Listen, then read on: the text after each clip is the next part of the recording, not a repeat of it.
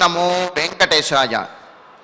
దేవోత్తమేశ్వరవరాభయ చాపహస్త కళ్యాణ రామ కరుణామయ దివ్యకీర్తే సీతాపతే జనకనాయక పుణ్యమూర్తే హే రామతే కరయుగం విదధాతు భాగ్యం.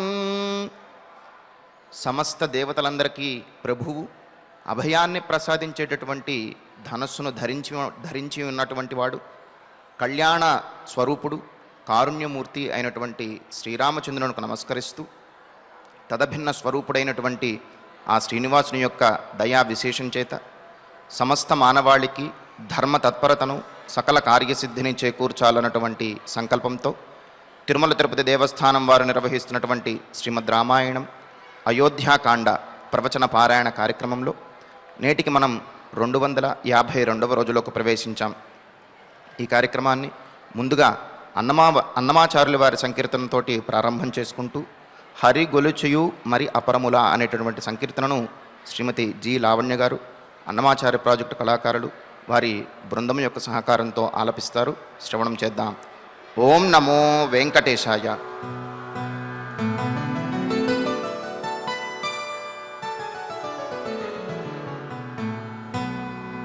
ఓం నమో వెంకటేశాయ.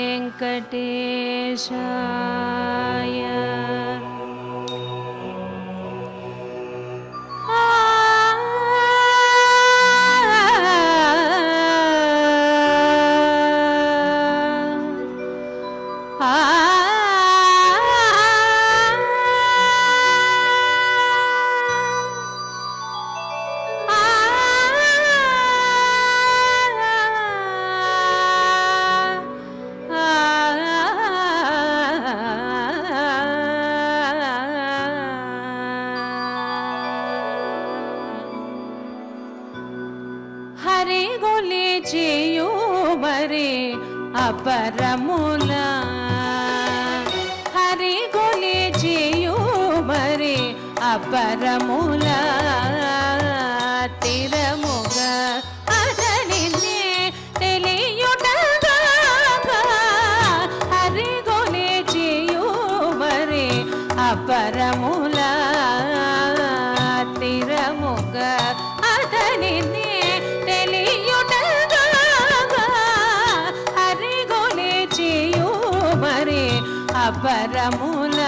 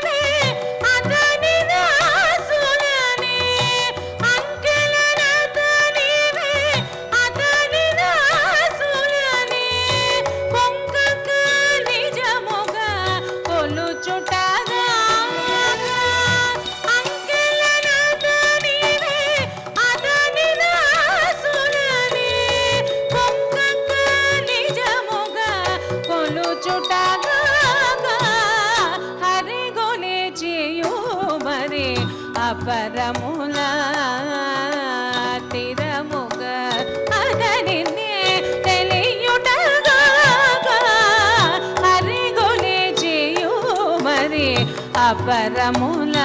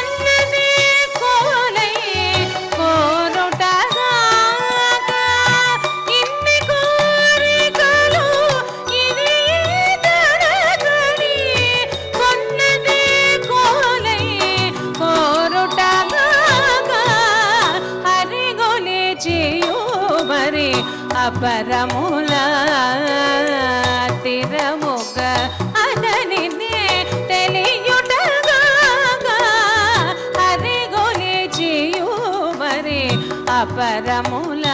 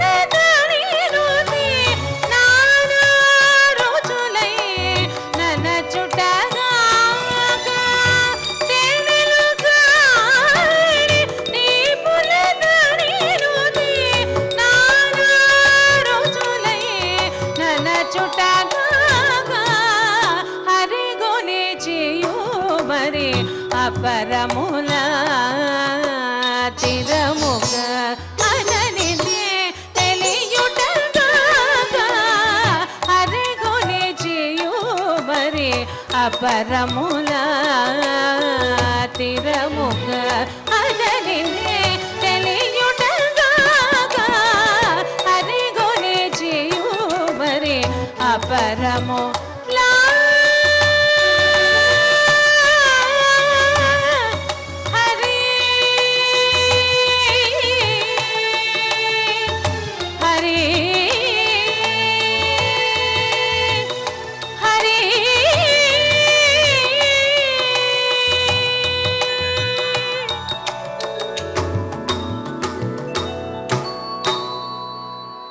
దివ్యమైనటువంటి సంకీర్తనను శ్రవణం చేశాం. ఇక ఇప్పుడు శ్రీ గురుధ్యాన పూర్వకంగా సంకల్ప వాక్యాలను అందరము కలిసి పలుకుతూ ఈ కార్యక్రమాన్ని ప్రారంభం చేసుకుందాం. శ్రీ గురుధ్యానం. గురుర్బ్రహ్మా గురుర్విష్ణుః గురుర్దేవో మహేశ్వరః గురుః సాక్షాత్ పరం బ్రహ్మ తస్మై శ్రీ గురవే నమః. శ్రీనివాసధ్యానం. శ్రీ వెంకటాద్రినిలయః కమలాకాముకః పుమాన్ అభంగుర విభూతిర్నః తరంగయతు మంగళం. అథ సంకల్పః. శ్రీమదాదివరాహ క్షేత్రే విరాజమానస్య శ్రీ పద్మావతీ జానేః అఖిలాండకోటి బ్రహ్మాండ నాయకస్య శ్రీరామచంద్ర రూపాంతరస్య భగవతః శ్రీ వెంకటేశ్వర స్వామినః సన్నిధౌ హనుమత్ సీతా లక్ష్మణ భరత శత్రుఘ్న పరివార సమేత శ్రీరామచంద్ర పరబ్రహ్మణః పరిపూర్ణానుగ్రహేణ అస్మిన్ భువనే సమస్తాదివ్యాధీనాం నివారణార్థం భారతవర్షే విద్యా విత్త వాణిజ్య కృషి వైద్య వైజ్ఞానిక దేశరక్షణాదిరంగేషు విద్యమానానాం ఆస్తిక మహాజనానాం సర్వేషాం సకుటుంబానాం ఆయురారోగ్యైశ్వర్య సద్బుద్ధి ఇత్యాది సర్వశుభఫలప్రాప్త్యర్థం ధర్మాచరణ ద్వారా శ్రీరామరాజ్యస్య పునర్వ్యవస్థాపనార్థం ఉద్యోగార్థినాం సముచితోద్యోగప్రాప్త్యర్థం దంపతీనాం అనుకూల దాంపత్య సిద్ధ్యర్థం సంతానస్య పితృవాక్య పరిపాలనానుకూల బుద్ధి ప్రచోదనార్థం సకల కార్య సిద్ధ్యర్థం గో సంరక్షణార్థం చ శ్రీమద్వాల్మీకి రామాయణే అయోధ్యాకాండే యథాశక్తి శ్లోక వ్యాఖ్యాన పురస్సరం షడ్వింశ సర్గ శ్లోక పారాయణం తథా శ్రీధన్వంతరి మంత్ర పారాయణం చ అన్యోన్య సాహాయ్యేన ఆచార్య ముఖేన కరిష్యామహే. శ్రీ వాల్మీకి ప్రార్థనా. కూజంతం రామ రామేతి మధురం మధురాక్షరం ఆరుహ్య కవితా శాఖాం వందే వాల్మీకి కోకిలం. శ్రీ ఆంజనేయ ప్రార్థనా. మనోజవం మారుతతుల్య వేగం జితేంద్రియం బుద్ధిమతాం వరిష్టం వాతాత్మజం వానరయూధముఖ్యం శ్రీరామదూతం శిరసా నమామి. శ్రీరామాయణ ప్రార్థనా. వాల్మీకి గిరి సంభూత రామసాగరగామిని పునాతి భువనం పుణ్యా రామాయణ మహానది. శ్రీరామ ప్రార్థనా. అయోధ్యాఖ్యేతు గుర్వర్ధే త్యక్త్వా రాజ్యం గిరౌ వసన్ పాదుకే భరతాయాదాత్ సరామ శరణం మమ. శ్రీరామచంద్ర పరబ్రహ్మణే నమః. అథ శ్రీమద్ రామాయణే ఆదికావ్యే అయోధ్యాకాండే షడ్వింశః సర్గః. శ్రీమన్నారాయణ చరణౌ శరణం ప్రపద్యే. శ్రీమతే నారాయణాయ నమః. శ్రీరామాయ నమః. వ్యజనాభ్యాం చ ముఖ్యాభ్యాం శతపత్ర నిభేక్షణం చంద్రహంస ప్రకాశాభ్యాం వీజ్యతే నతవాననం.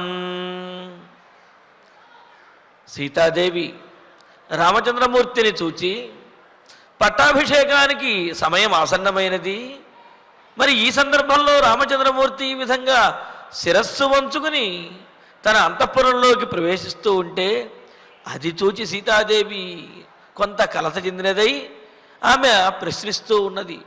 ఆమె మనస్సులో అనేకమైనటువంటి ప్రశ్నలు. ఎందుకు అంటే పట్టాభిషిక్తుడైనటువంటి రాజు ఏ విధంగా ఉంటాడు, ఆ రాజధర్మములు రాజనీతి ఆ సంప్రదాయములన్నీ కూడా పూర్తిగా తెలిసినటువంటిది సీతాదేవి. దానితోటి రామచంద్ర, నీకు రాజక్షేత్రములు బట్టి ఎవరూ కూడా నీతో పాటు ఎవరూ రావటం లేదేమిటి?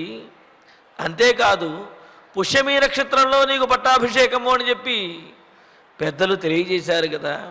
మరి పుష్యమీ నక్షత్రం సమీపించగా నీవు ఈ విధంగా వివర్ణవదనముతోటి, అంటే పూర్తి తేజస్సు లేకుండా దుఃఖంతో కూడినటువంటి ముఖంతో నువ్వు ఇలా వస్తున్నావేమిటి అని కంగారు పడుతూ అడుగుతూ ఇంకా అంటున్నది, యజనాభ్యాం చ ముఖ్యాభ్యాం శతపత్ర నిభేక్షణం అని.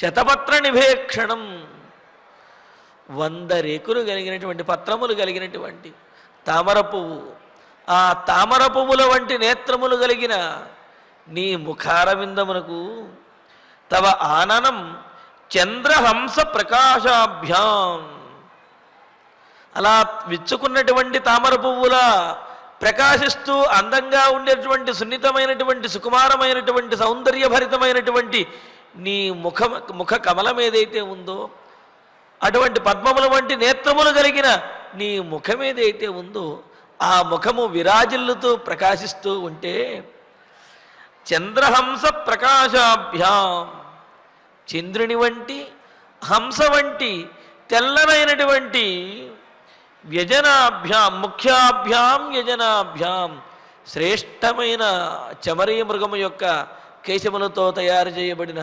వ్యజనాభ్యాం చామరముల చేత, చమరీ మృగము యొక్క ఆ తోక నుండి వచ్చే కేశముల నుండి చామరములు చేస్తారు. ఆ చామరములనే స్వామివారికి దేవాలయాల్లో కానీ రాజులకు కానీ వారికి ఆ చామరముల చేతనే చామరములు వీస్తూ ఉంటారు. అది ఒక రాజోపచారము. అందులోనూ కూడా వాటిలో కూడా అనేకమైన భేదములు. తెల్లనైనటువంటి చామరములు ఒకరికి, నల్లనైనటువంటి చామరములు ఒకరికి, అదేవిధంగా తాళపత్రములతోటి చేయబడినటువంటి సామాన్య వ్యజనములు, విసిరికరలు అంటాం కదా, వాటి వల్ల ఒక ప్రయోజనములు. ఇలాగా ఒక్కొక్క చామరమునికి కూడా ఒక్కొక్క ప్రయోజనం మనకు అనిపిస్తుంది. ఏ చామరం వీచినప్పటికీ కూడా వచ్చేది గాలే కదండి, గాలి రావటం కోసమే కదా చామరం ఇస్తారు అంటే, కొన్ని రకాలైనటువంటి చామరముల వలన ఆరోగ్య సమస్యలు కూడా తీరతాయి, మానసికమైనటువంటి స్థైర్యం పెరుగుతుంది అని చెప్పారు. మరి అలాగా తెల్లనైనటువంటి చామరములను వీచడం ద్వారా రాజులలో తేజస్సు పెరుగుతుంది, అదేవిధంగా పౌరుషము ప్రతాపము కూడా పెరుగుతాయి అని చెప్పి అన్నారు. మరి అలాగా రాజులకు ఉచితమైనటువంటి ఆ క్షాత్ర తేజస్సును పెంచేటటువంటి తెల్లనైనటువంటి చామరములు, పైగా ఇక్కడ తెల్ల చామరములు చెబుతూ చంద్రుని వంటి తెల్లనైన చామరములు, హంసల వంటి తెల్లనైన చామరములు అని అన్నారు. అవి ఇక్కడ చంద్రుడు హంస ఈ రెండు కూడా కీర్తికి ప్రతీకగా చెబుతారు. అంటే రాజోపచారములు చేయించుకోవటమే రాజఠీవి కాదు, ఆ విధంగా కీర్తిని కూడా ప్రజలలో మన్ననలను పొందగలగాలి, ప్రజాదరణ పొందగలగాలి. అందుకనే ఇక్కడ ఆ విధమైనటువంటి కీర్తిని కలిగించేది, అంత కీర్తిమంతుడు అయినటువంటి నీకు తెల్లనైనటువంటి చామరములతోటి ఎవరూ కూడా రాజోపచారములు చేస్తూ నీకు ఆ చామరములను వీచటం లేదు ఏమిటి రామచంద్ర అని అడుగుతున్నది. ఎందుకంటే పట్టాభిషిక్తుడైనట్లయితే కనుక, ఒకవేళ పట్టాభిషేకం జరుగుతున్నట్లయితే కనుక పక్కన ఉండి అటు ఇటు కూడా ఉండి చామరములతోటి స్వామివారికి రామచంద్రమూర్తికి వీస్తూ ఉంటారు. కానీ ఆ విధమైన రాజోపచారం ఏది కూడా కనిపించడం లేదు. పైగా నిన్న మనం అనుకున్నాం, గుణేశ్వరాగో వ్యసనేశ్వనాదర అని చెప్పి అన్నట్లుగా సద్గుణోపేతుడు, అదేవిధంగా ఇతరుల యొక్క కష్టమును చూడలేనటువంటి వాడు, ఎటువంటి వ్యసనములు లేనటువంటి వాడు, ఆదరించేటటువంటి స్వభావం కలిగినటువంటి వాడికి ఛత్రములు చామరములు కూడా ఎప్పుడు ప్రాప్తిస్తాయి, అటువంటి రాజోపచారములు కలుగుతాయి అని చెప్పి అనుకున్నారు కదా. మరి అంతటి గుణవంతుడమైనటువంటి నీకు పట్టాభిషేక సందర్భం సమీపిస్తూ ఉంటే ఛత్రములు పట్టేవారు ఎవరూ కనిపించడం లేదే, చామరములు ఇచ్చేవాళ్ళు ఎవరూ కనిపించడం లేదే అని చెప్పి అంటున్నారు. అంటూ మరి అలాంటి రాజోపచారములు కనిపించకపోతూ ఉంటే సీతాదేవికి మనస్సులో కలత మరింతగా పెరుగుతూ వాంగ్మినో వందినశ్చాపి ప్రహృష్టాస్త్వాం నరర్షభ స్తువంతో నాత్ర దృశ్యంతే మంగళై సూతమాగధాః. ఇంతే కాదు కదా, మరి సూతమాగధులు అని చెప్పి రాజుగారిని ఎప్పుడూ కూడా కీర్తిస్తూ ఆయన యొక్క తేజస్సును పెంచేవారు, రాజుగారు పక్కనే ఉండి ఆయన యొక్క కీర్తి ప్రతిష్టలను ఇనుమడింపజేసేవారు, ఆయనలో ఆ స్థైర్యాన్ని పెంచేవాళ్ళు సూతమాగధులు ఉంటారు. మరి అటువంటి సూతమాగధులు గాయకులు నీ యొక్క గొప్పదనాన్ని కీర్తించడం లేదేమిటి? అది రాజుకు ఉండవలసినటువంటి లక్షణం కదా. మరి ఆ విధంగా ఎవరు నిన్ను కీర్తించడం లేదే అంటూ వాంగ్మినో వందినశ్చాపి ప్రహృష్టాస్త్వాం నరర్షభ స్తువంతో నాత్ర దృశ్యంతే మంగళై సూతమాగధాః. నరర్షభ, నరులలో శ్రేష్ఠుడైనటువంటి రామచంద్ర, వాంగ్మినః. వాంగ్మినః అని అన్నారంటే ఏమిటి? ప్రశస్తమైనటువంటి మంచి వాక్కులు కలిగినటువంటి పండితోత్తములు అని అర్థం. అంతేగాని పొగిడేవాళ్ళు అంటే ఏ చదువు రాకుండా ఊరినే పొగిడే పని పెట్టి కూర్చున్న వాళ్ళు, భజన చేసేవాళ్ళు అని అర్థం కాదు. స్తుత్యై స్తుతిభిరధ్యాభి అని చెప్పి అంటారు. అంటే ఏమిటి? ఏదైనా పొగడ్త కనుక పొగిడినట్లయితే అది వారికి తగినట్లుగాను సందర్భోచితంగాను అది వారి యొక్క గుణాన్ని ప్రకాశింపజేసేదిగానే ఉండాలి. కానీ పొగడ్త అనగానే లేనిపోనివన్నీ కూడా పొగడటము, సంబంధం లేనటువంటి మాటలు మాట్లాడటము, నువ్వు ఇంద్రుడివి చంద్రుడివి అని చెప్పటము అది పొగడ్త కాదు. అది ఊరికే ముఖప్రీతి వచనములు అంటారు. అది స్వాభావికోక్తి కాదు, అది కేవలం అతిశయోక్తి అంటారు.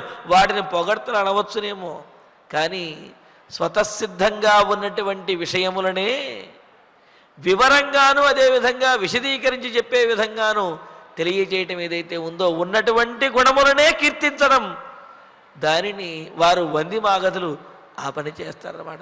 తద్వారా రాజుకి తన శక్తియుక్తులు అదేవిధంగా రాజులో ఆ ధైర్యము అవి కూడా పెరుగుతాయి.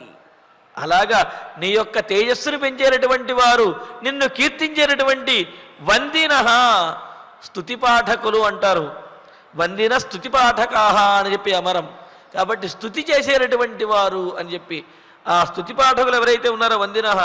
సూతమాగధాః సూతులు మాగధులు కూడా, వీరిరువురు కూడా. ఇక్కడ సూతమాగధులు అంటే ఇరువురు కూడా స్తుతిపాఠకులే.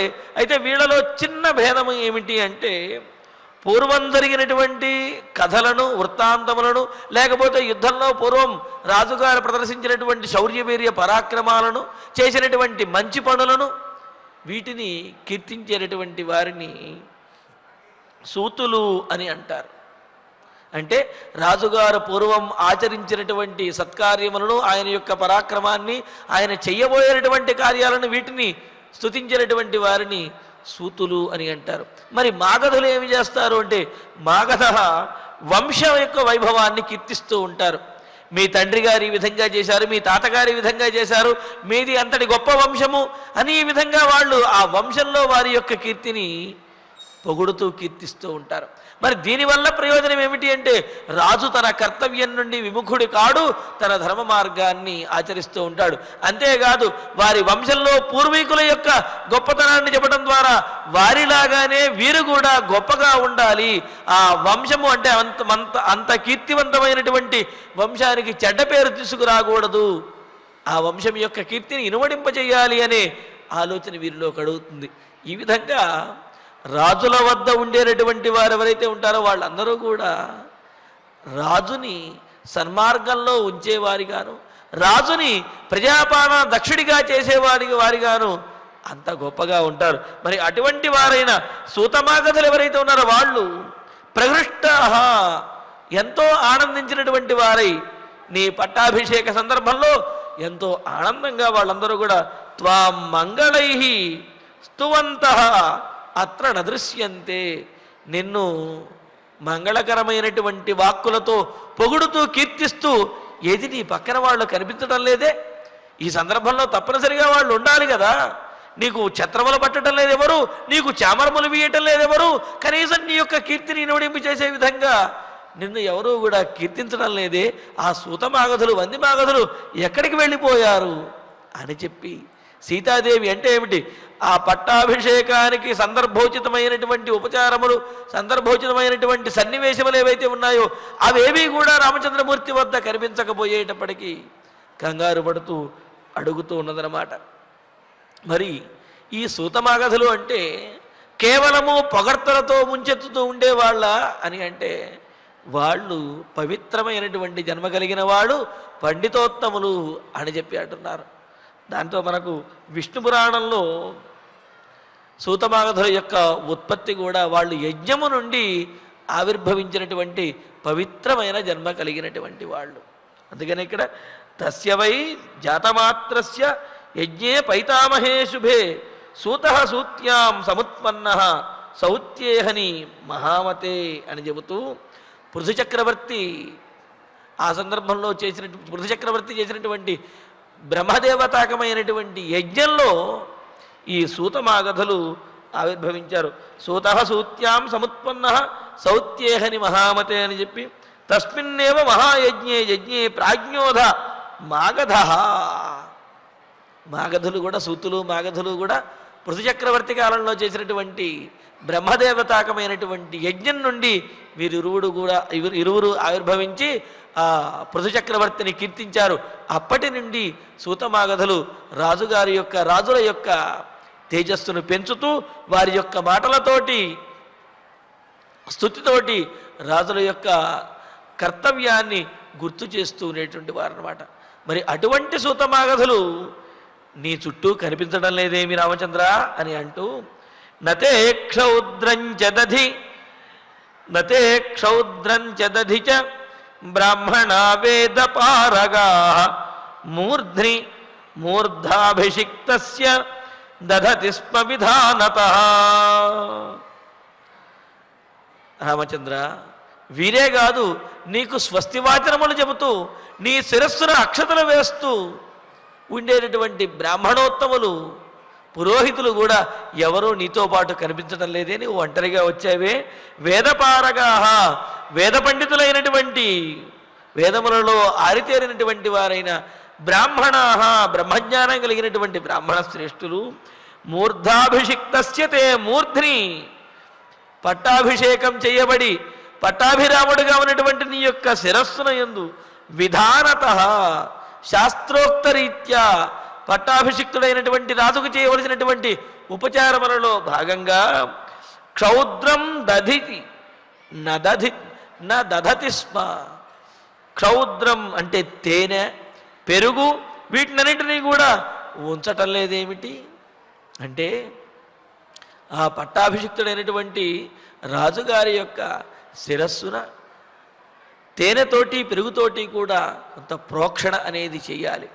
అంతేకాదు ఆ సందర్భంలో పట్టాభిషేక సందర్భంలో తేనె పెరుగు వీటిని కలిపి కూడా వాటిని మధుపర్కంగా స్వీకరించడం ఇలాంటివన్నీ చేయాలి. ఇలాంటి వైదికమైనటువంటి క్రియాకలాపాలు కూడా సీతాదేవికి ఆ రాజసంప్రదాయములన్నీ కూడా తెలుసు కావుననే పట్టాభిషిక్తుడమైనటువంటి నీ వద్ద స్వస్తివాచనం పలుకుతూ ఆశీర్వచనం చేస్తూ ఉన్నటువంటి బ్రాహ్మణోత్తములు ఆ పెరుగు తేనె మొదలైనటువంటి మంగళ ద్రవ్యములను వినియోగిస్తూ నిన్ను ఆశీర్వదిస్తూ అభిషేక్తుడిని చెయ్యాలి కదా. మరి వారెవరూ కూడా ఇక్కడ కనిపించడం లేదేమిటి, ఏమైంది ఈ సందర్భంలో అని చెప్పి అంటూ నత్వాం ప్రకృత యస్సర్వా శ్రేణీ ముఖ్యాశ్చ భూషితా అనువ్రజితుమిచ్చంతి పౌరజానపదాస్తథా. పెద్దలు అంటూ ఉంటారు, రాజా గచ్చతి ఇత్యుక్తే సపరివారస్య రాజ్ఞ గ్రహణం అని. రాజుగారు వెళుతున్నారు అని అంటే ఏదో ఒక్కడే చేతులు ఊపుకుంటూ వెళ్ళిపోతున్నారని అర్థం కాదుట. రాజుగారు వెళుతున్నారు అంటే ఆయన యొక్క చతురంగ బలములు, ఆయన యొక్క పరివారము ఇవన్నీ కూడా వెళుతున్నాయి అని అర్థం. అంటే రాజుగారు కదిలారు అని అంటే రాజు ఒక్కడే అని కాదు, ఆయనతో పాటు ఉన్నటువంటి సపరివారస్య రాజ్ఞ గ్రహణం, సపరివారంగా రాజుగారు వెళుతున్నారు అని అర్థం. అలాగే మరి పట్టాభిషిక్తుడైనటువంటి రామచంద్రమూర్తి వచ్చాడు అంటే రాముడు ఒక్కడే రాకూడదు కదా, సపరివారంగా ఆయన యొక్క పరివారము, సేవకులు, ఛత్రము, చామరములు మొదలైనటువంటి రాజోపచారములు వీటన్నిటితోటి కూడా రావాలి కదా. మరి ఏవి కూడా కనిపించడంలా ఇక్కడ సీతాదేవికి. అందుకనే అంటున్నది సర్వాహ ప్రకృతయ, సమస్తమైనటువంటి రాజప్రకృతులు అంటే అమాత్యులు, పురోహితులు, వీళ్ళ మొదలైనటువంటి వాళ్ళందరూ. అలాగే శ్రేణీ ముఖ్యా, శ్రేణి అంటే సైన్యము అని అర్థం. సైన్యంలో ఉండే ప్రధానమైనటువంటి సేనా నాయకులు ఎవరైతే ఉంటారో ఆ సేనా నాయకులు రాజుగారితోటే ఉంటారు. అది కూడా చతురంగ బలములు ఉన్నాయి కదా, రథబలము, అశ్వబలము, గజబలము, అదేవిధంగా పదాతి దళము అని చెప్పి ఈ విధంగా 4 రకాలైనటువంటి సేనలు ఉంటాయి కదా. ఆ సేనలలో నాయకులు ఎవరైతే ఉంటారో ఆ నాయకులు రాజుగారితోటే వాళ్ళు రక్షణగా ఉంటారు. అంతేకాదు రాజు ఏ ఆజ్ఞను ఇచ్చినా వెంటనే పాటించడానికి సిద్ధంగా వాళ్ళు రాజాజ్ఞ కోసం ఎదురు చూస్తూ ఉంటారు. మరి ఆ విధంగా శ్రేణీ ముఖ్య ఆయా సైన్యముల యందు, దళముల యందు ఉండేటటువంటి ముఖ్యులు ఎవరైతే ఉన్నారో సేనా నాయకులు, వాళ్ళు తథా పౌర జనపదా, వీరే కాదు జనులలో ఉండేటటువంటి కొంతమంది ముఖ్యమైనటువంటి వారు ఎవరైతే ఉంటారో వారు కూడా రాజుగారితోటి ఉంటారు, రాజుని అనుసరిస్తూ ఉంటారు. అలాగా పౌర జానపదాహ, పురప్రజలు, కేవలం పురప్రజలు అంటే నాగరికులు, నగరానికి సంబంధించినటువంటి వాళ్ళని చెప్పటం లేదు ఇక్కడ. జానపదాహ, గ్రామీణులు, ఆయా గ్రామాలకు చెందినటువంటి అధికారులు, నగరములకు చెందినటువంటి అధికారులు, సేనానాయకులు, వీళ్ళందరూ కూడా భూషితాహ, వారికి తగినటువంటి అలంకారములను ధరించినటువంటి వారై అనువ్రజితం నేర్చంతి, త్వాం అనువ్రజితం నేర్చంతి, నిన్ను అనుసరించి వాళ్ళెవరూ రారేమిటయ్యా, నీవు రాజువు కావున నిన్ను అనుసరించి వాళ్ళందరూ రావాలి, అది రాచమర్యాద. కానీ నీ ఒక్కడవే వస్తూ ఉన్నావు, ఆ సేనా నాయకులు ఎక్కడ, పౌరజానపదులు ఎక్కడ, పురోహితులు ఎక్కడ, ఛత్రజామనములేవి, వందిమాగదులు ఎక్కడ, వీళ్ళెవరూ కనిపించడం లేదేమి అని చెప్పి సీతాదేవి ప్రశ్నిస్తూ, చతుర్భిర్వేగ సంపన్నై హయై కాంచన భూషితై ముఖ్య పుష్యరథోయుక్త కిం న గచ్చతి తేగ్రతః. రామచంద్ర, వేగ సంపన్నై, పైగా పట్టాభిషేకమైన తర్వాత రామచంద్రుణ్ణి, ఆ రాజుని ఊరేగింపుగా రాజవీధులలో తీసుకువెళ్ళడానికి, అలాగే ఆ పట్టాభిషేక సందర్భంలో రాజుగారి యొక్క సైన్యము, రాజుగారు నడుస్తూ ఉంటే వారి ముందు రథము, పుష్యరథము అని అంటారు, ఆ పుష్యరథం ముందు అలా వెళుతూ ఉంటుందన్నమాట. ఎలాగైతే మనకు బ్రహ్మోత్సవాలు జరుగుతున్నప్పుడు స్వామివారి యొక్క వాహన సేవ వస్తూ ఉంటే ఆ వాహన సేవ కంటే ముందు బ్రహ్మరథం ముందు వెళుతూ ఉంటుంది, ఆ బ్రహ్మరథాన్ని అనుసరించి స్వామివారి యొక్క వాహన సేవ, అదేవిధంగా రాజోపచారములు ఇవన్నీ కూడా మనం అనుసరించి వెళుతూ ఉంటాయి తిరుమాడ వీధులలో. అదేవిధంగా పట్టాభిషిక్తుడైనటువంటి రాజుగారికి ఉపచారంగా రాజుగారు ఆ రాజవీధిలో వెళ్ళేటువంటి సందర్భంలో పుష్యరథము అని అంటారు, ఆ పుష్యరథం ముందు కదులుతూ ఉంటుందన్నమాట. ఆ విధంగా ముందు కదిలి వెళ్ళడం కోసము అని చెప్పి, మనకు కొన్ని సందర్భములలో రాజుగారు విహరించడం కోసము అని చెప్పి పుష్యరథాన్ని పట్టాభిషేక సందర్భంలో సిద్ధం చేసి ఉంచుతారు. మరి అటువంటిదైన వేగ సంపన్నై కాంచనభూషితై చతుర్భి హయై, గొప్ప వేగంతో, అమితమైనటువంటి వేగంతో వెళ్ళేవి, బంగారు తొడుగుల చేత అలంకరించబడినటువంటివి, చతుర్భి హయై, 4 గుర్రముల చేత యుక్త కట్టబడినటువంటి ముఖ్య పుష్యరథ, పట్టాభిషేక సందర్భంలో ముఖ్యంగా వినియోగించేటటువంటి పుష్యరథము ఏదైతే ఉందో ఆ పుష్యరథము, తే అగ్రత నగచ్చతి కిం, నీ ముందు ఆ పుష్యరథము కనిపించటం లేదే, నీవు నడుస్తుంటే నీకంటే ముందు ఆ పుష్యరథము రాజోపచారంగా, రాజలాంఛనంగా ఆ పుష్యరథాన్ని నడిపించటం లేదేమి అని చెప్పి అడుగుతూ ఉన్నది సీతాదేవి. అంటే ఏమిటి, సీతాదేవికి పట్టాభిషేక సందర్భంలో చేసినటువంటి క్రియాకలాపములన్నీ కూడా పూర్తిగా తెలుసు అనేది దీని ద్వారా తెలుస్తుందన్నమాట. ఇక్కడ రథములలో కూడా అనేకమైనటువంటి విశేషాలు ఉన్నాయి. యుద్ధంలో వినియోగించినటువంటి దాన్ని శతాంగ రథము అని చెప్పి, క్రీడార్థం అంటే పట్టాభిషేకములలో అటు ఊరేగింపుకి అలాగే వినోదంగా క్రీడిస్తూ విహరించడం కోసము అని వినియోగించేదాన్ని పుష్యరథము అని చెప్పి, అని దేవతలు అధిరోహించేటటువంటి రథాన్ని మరుద్రథము అని చెప్పి, అలాగే ఏదైనా ముఖ్యమైనటువంటి కార్యంలో మార్గంలో ప్రయాణించడానికి వెళ్ళేదాన్ని వైనాయిక అని చెప్పి, వైనాయికో అధ్వరథ అని, పరిఘాతిక అని చెప్పి, అలాగే ఎగిరేటటువంటి రథములు కూడా మరి ఉన్నాయేమో వాటి చెబుతున్నాడు. ప్రవహణం అనే రథము ఉండిట, ఆ రథము అవసరమైతే ఆకాశంలో కూడా ఎగరగలుగుతుంది అని చెప్పారు. అందుకనే కదా వీళ్ళు ఈ రఘువంశంలో ఉన్నటువంటి రాజులందరూ కూడా ఆ సముద్ర క్షితీశానాం ఆనాక రథవర్త్మనాం అని చెప్పి అంటారు. అంటే ఏమిటి, వీళ్ళ యొక్క మార్గములు కేవలం భూమండలం మీదే కాకుండా, వీళ్ళ యొక్క రథ మార్గాలు భూమండలం మీదే కాకుండా స్వర్గం వరకు కూడా వీళ్ళు రథాల్లో, రఘువంశరాజులు రథములో స్వర్గం దాకా వెళ్ళొచ్చేసేవారట. అలా స్వర్గానికి లేకపోతే ఆకాశంలో విహరించేటప్పుడు వినియోగించే రథాన్ని ప్రవహణం అని చెప్పి అని అన్నారు. అదేవిధంగా చిత్ర విచిత్రమైనటువంటి వస్త్రముల చేత అలంకరించబడినటువంటి దాన్ని గంత్రి అని చెప్పి అంటారు. అలాగే మామూలు బండిలాగా ఉండి, అంటే రాజోపచారములేమీ లేకుండా మామూలు బండిలాగా ఉంటూ ఛత్రములు చామరములు ఇవేమీ లేకుండా సాధారణంగా ప్రయాణించేటటువంటి దాన్ని అనహ అని. ఇలాగా ఒక్కొక్క చోట వినియోగించేటటువంటి రథానికి ఒక్కొక్క పేరు, ఒక్కొక్క విశేషము ఇవన్నీ కూడా ఉన్నాయన్నమాట. వాటిల్లో పుష్యరథము అనేది రాజుగారు విహరించడానికి, పట్టాభిషేకంలో ఊరేగింపుగా ఉంచడానికి, అదేవిధంగా పట్టాభిషేకం యొక్క శోభాయాత్ర ముందు ఆ రథం ముందు నడవటానికి కూడా వినియోగిస్తారని. అటువంటి పుష్యరథం ఏది కూడా కనిపించడం లేదు రామచంద్ర అని చెప్పి అంటూ, చతుర్భిర్వేగ సంపన్నై హయై కాంచన భూషితై ముఖ్య పుష్యరథోయుక్త కిం న గచ్చతి తేగ్రత.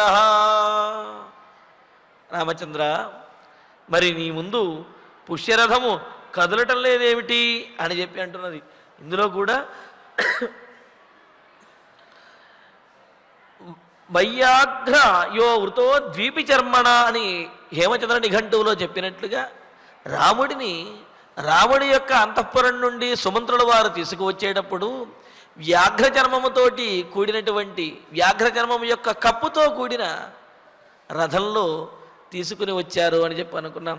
ఆ రథం కూడా ఈ పట్టాభిషేకానికి తీసుకువచ్చేటటువంటి వారిని అటువంటి వ్యాఘ్ర చర్మము మొదలైనటువంటివి చర్మము చేత అలంకరించబడిన రథంలో తీసుకురావాలి అని చెప్పి మనకు నిఘంటువులో తెలియజేస్తున్నారు.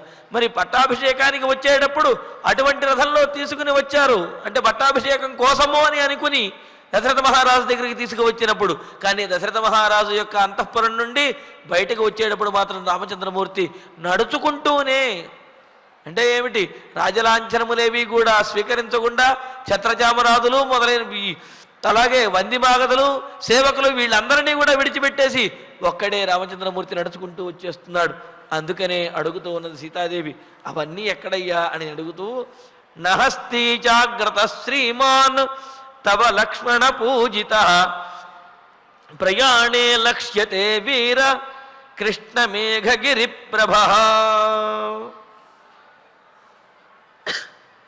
వీర, దాన దయా పరాక్రమములయందు వెనుకడుగు వెయ్యనటువంటి ధైర్యవంతుడైన ఓ రామచంద్ర వీరుడా, శ్రీమాన్ లక్ష్మీప్రదమైనటువంటిది, అంటే ఇక్కడ ఈ గజారోహణం గురించి అడుగుతూ ఉన్నదన్నమాట.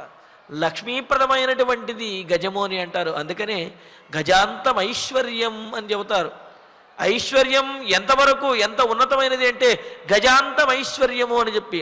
మరి సన్మానం చెబుతారు కదా, సన్మానంలో కూడా ఏది గొప్ప సన్మానము అంటే గజారోహణం గొప్ప సన్మానము అని చెప్పి అంటారు. అంటే అది ఉన్నతమైనటువంటి సీమ, అది ఒక పరిధిగా చెబుతారు. దేనికి? సన్మానానికి, అదేవిధంగా ఐశ్వర్యానికి కూడా. అటువంటి లక్ష్మీప్రదమైనటువంటిదైన శోభతో కూడిన లక్షణ పూజిత, ప్రశస్తమైనటువంటి లక్షణములతోటి ప్రశస్తమైన అలంకారముల చేత పూజింపబడిన కృష్ణ మేఘగిరి ప్రభ, నల్లని మేఘముల చేత ఆవరించబడినటువంటి నల్లని పర్వతంలాగా ఉండే హస్తి పట్టపుటేనుగు ప్రయాణే తవ అగ్రత నలక్ష్యతే. నీవు వస్తూ ఉంటే నీ ముందు మరి ఆ పట్టపుటేనుగు రావటం లేదేమిటి? నువ్వు వస్తూ ఉంటే మరి ఈ ఛత్రజామరాదులు, అశ్వములు, గజములు ఇవన్నీ రావాలి కదా, మరి అటువంటి గజమేది కూడా నువ్వు వస్తూ ఉంటే నీ ముందు కనిపించటం లేదే అని అంటుంది. మరి ఇవన్నీ కూడా రాజలాంఛనములు.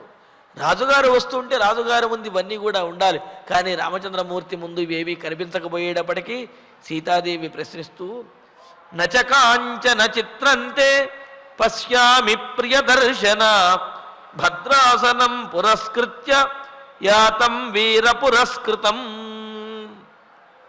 ఓ రామచంద్ర, ప్రియదర్శన, ఎప్పుడు చూచినా సరే ప్రియదర్శన, చూచినటువంటి వారికి ప్రియమును కలుగజేసేటటువంటి వాడివి, చూచినటువంటి వారి యొక్క మనస్సులలో ఉండే దుఃఖములన్నిటినీ కూడా తొలగించేటటువంటి వాడివి. అటువంటి ప్రియదర్శనుడు అయినటువంటి రామ, వీర పురస్కృతం కాంచన చిత్రం, వీరుల చేత పూజింపబడినటువంటిది.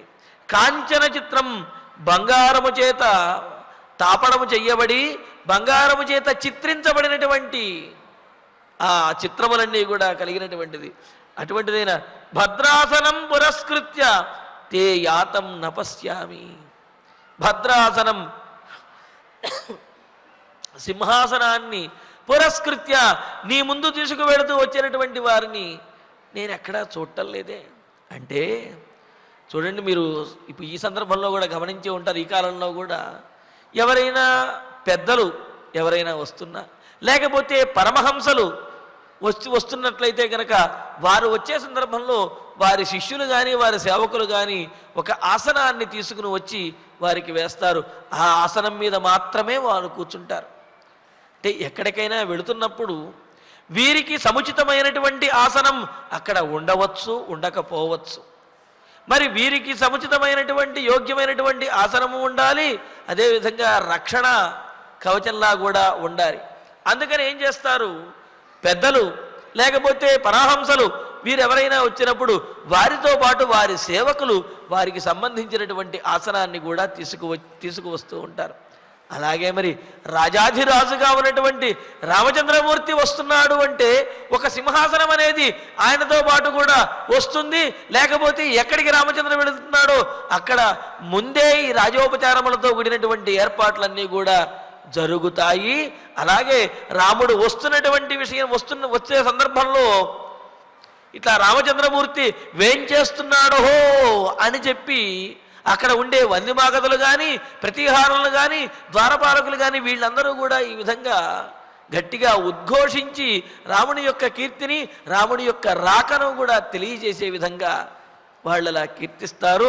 అక్కడ ఉన్నటువంటి ఆసనములన్నింటినీ కూడా సిద్ధం చేస్తారు. కానీ ఈనాడు రామచంద్రమూర్తి ఆ సీతాదేవి యొక్క మందిరానికి వచ్చేటప్పుడు ఇటువంటి ఉపచారములు కానీ లాంఛనములు కానీ ఎటువంటివి కనిపించకపోయేటప్పటికీ సీతాదేవికి ఆమె మనసులో అనేకమైనటువంటి ప్రశ్నలు, అలాగే అనేకమైన సందేహములతో పాటు బాధ దుఃఖము కూడా కలుగుతూ ఉన్నాయి. అందుకనే అంటున్నది, ప్రియదర్శనమైనటువంటి నీవు వేం చేస్తే భద్రాసనం అనేది సిద్ధం చేయాలి. అందరూ కూడా చాలా సావధానులై ఉండాలి. సంతోషంగా నీ యొక్క రాకను ఆహ్వానిస్తూ నిన్ను జయజయధ్వానాలు చెబుతూ నిన్ను కీర్తించాలి కదయ్యా. మరి ఎవరు కూడా నీకు అటువంటి రాజోపచారములు చేయటం లేదే. నీ సింహాసనం ఎక్కడ? నువ్వు వస్తూ ఉంటే నువ్వు కూర్చున్నటువంటి సముచితమైన ఆసనం ఎక్కడ? అదేది నాకు కనిపించడం లేదే అని అంటూ అభిషేకో యథా సజ్జః కిమిదానీమిదం తవ అపూర్వో ముఖవర్ణశ్చ న ప్రహర్షశ్చ లక్ష్యతే. యథా అభిషేకః అపూర్వః ఇదానీం సజ్జః. ఇంతవరకు ఎప్పుడు కూడా ఇంత గొప్పగా జరగనటువంటి పట్టాభిషేకాన్ని దశరథ మహారాజు సంకల్పించాడు. జనులందరూ కూడా ఎంతో ఆనందోత్సాహాలతోటి నీ పట్టాభిషేకం చూడాలి చూడాలి అని తహతహలాడుతూ ఉన్నారు. అందరికీ కూడా నీ పట్టాభిషేకం అంటే ఎంతో ఆనందకరం. మరి అంతటి ఆనందకరమైనటువంటి అపూర్వమైనటువంటి ఇంతకుముందు ఎప్పుడూ కూడా ఇంత గొప్పగా జరిగినట్లుగా నేను వినలేదు. అంతటి గొప్పదైనటువంటి అపూర్వమైనటువంటి పట్టాభిషేక సందర్భం వచ్చేస్తే పట్టాభిషేకానికి అందరూ కూడా సిద్ధంగా ఉండగా తథైవ ఇదానీం తవ ముఖవర్ణ అపూర్వ. నీ యొక్క ముఖవర్ణం ఏదైతే ఉందో అది కూడా ఇంతకుముందు ఎప్పుడు నేను చూడలేదు. ఇంతకుముందు చూడనట్లుగా ప్రత్యేకంగాను నీ ముఖవర్ణం అనేది కనిపిస్తూ ఉన్నదంటే ఇంతకుముందు ఎప్పుడూ కూడా ప్రియదర్శనుడిగా అంటే చూచిన వెంటనే ఆహ్లాదం కలిగే విధంగాను, అలాగే చూచిన వెంటనే ఆయన యొక్క ముఖంలో ఆ నవ్వు అది కూడా సంతోషం అనేది కనిపించేది. కానీ ఈనాడు రామచంద్రమూర్తి యొక్క ముఖంలో ఆ ఆనందం అనేది కనిపించడం లేదు. అందుకనే అంటున్నది, అపూర్వమైనటువంటి పట్టాభిషేకాన్ని సంకల్పించినటువంటి ఈ సందర్భంలో నీ ముఖము ఇంతకు ముందు ఉన్నట్లుగా ఇప్పుడు కనిపించడం లేదు. తవ ముఖవర్ణ అపూర్వ. ఏదో వింతగా ఇంతకు ముందులాగా లేకుండా ఈనాడు కొత్తగాను వింతగాను అనిపిస్తున్నది నీ ముఖవర్ణము. లక్ష్యతే ప్రహర్షశ్చ న లక్ష్యతే. కొద్దిపాటి ఆనందం కూడా నీ ముఖంలో నాకు కనిపించడం లేదు రామచంద్ర. కిమిదం, ఏమిటి దీనికి కారణం ఏమిటి? నువ్వు ఇంతకు ఈ విధంగా ఎందుకు ఉన్నావు? అసలు రాజలాంఛనములేవి కనిపించడం లేదేమిటి? శుభకరమైనటువంటి ఆనందకరమైనటువంటి ఈ సన్నివేశంలో నీ ముఖంలో వింత అయినటువంటి మార్పులు కనిపిస్తున్నాయి, ఏమాత్రము ఆనందం అనేది కనిపించడం లేదు. దీనికి కారణం ఏమిటి అని అంటూ ఇతీవ విలపంతీం తాం ప్రోవాచ రఘునందన సీతే తత్ర భవాంస్తాతః ప్రవ్రాజయతి మాం వనం.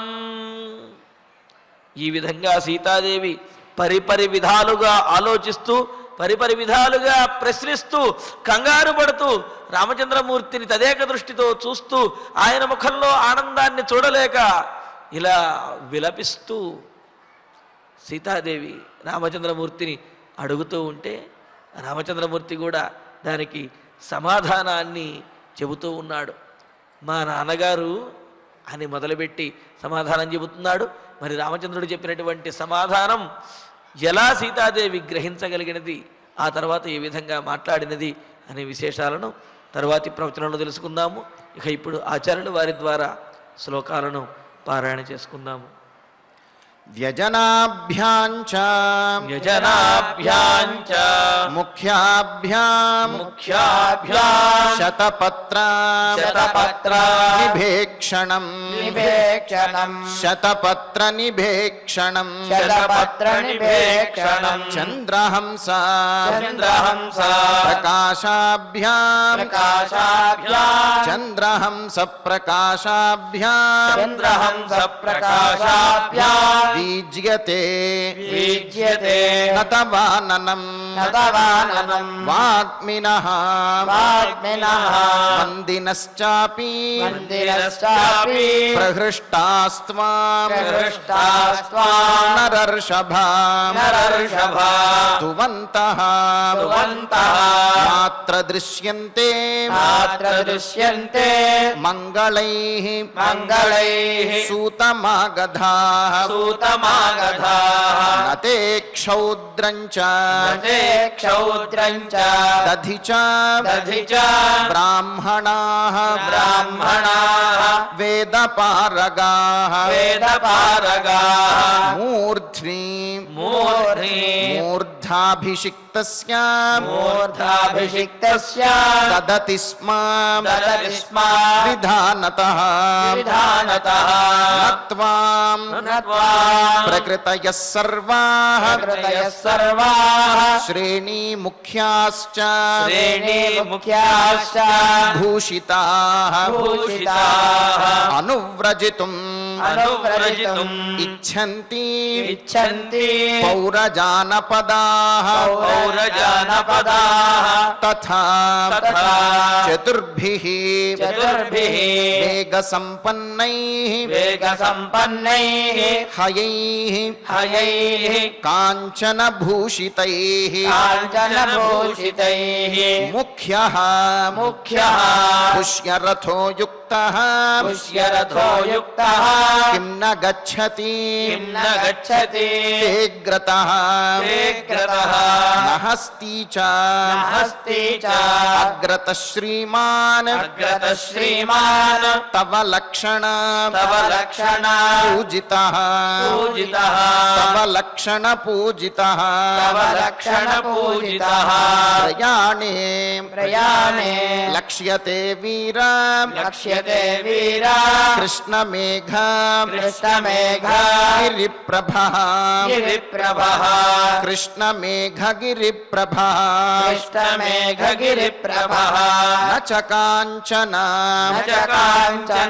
చిత్రంతే న చ కాంచన చిత్రంతే పశ్యామి ప్రియదర్శన